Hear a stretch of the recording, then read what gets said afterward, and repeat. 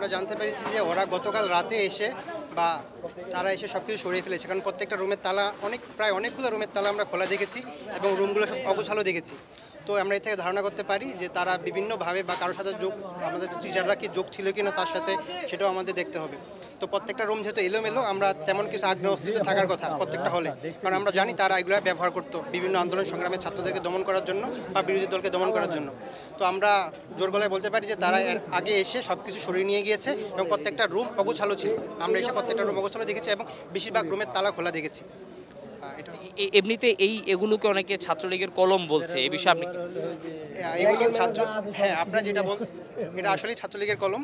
আমরা সবসময় দেখেছি যে ছাত্রলীগ যখনই মাঠে যেত হেলমেট, লাঠি, রড ছোটা নিয়ে যেত এবং ছাত্রলীগের মধ্যে কোনো ভালো স্টুডেন্ট কখনোই দেখিনি আমরা যে সিজিপিএ 3 পয়েন্টের উপরে খুব কম ছেলে পেয়েছে যারা হলে থেকে ছাত্রলীগ করতো।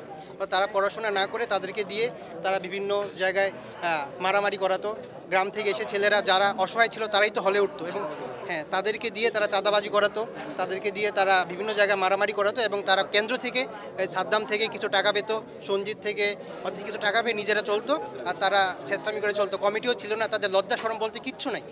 তারা কোথাও দাম পায় না, কেন্দ্রেতে গেলেও দাম পায় না, ঢাবির কাছে গেলেও দাম পায় না এবং কলেজে তো আশেপাশে যারা ব্যবসায়ী আছে তারাও তাদেরকে পিটায় রাস্তাঘাটে পাইলে। তো এগুলো ছাত্রলীগের কলম, যেটা বলছেন সেটা সঠিক। আমরা কিন্তু শিক্ষার্থীদের সঙ্গে কথা বলে কিন্তু এই বিষয়ে জানতে পেরেছি। আমরা যখন অভিযানগুলো দেখছিলাম তখন কিন্তু শিক্ষার্থীরা অস্ত্রগুলো উদ্ধার করছিলেন আর বলছিলেন যে এগুলো হচ্ছে ছাত্রলীগের কলম। এরকম আরও কত শত কলম আসলে বের হয় সেটা জানার জন্য হয়তো আমাদের আরও কিছু অপেক্ষা করতে হবে। এই ছিল রাজধানীর ঢাকা বিশ্ববিদ্যালয় ঢাকা কলেজ থেকে আমার কাছে থাকা সর্বশেষ তথ্য।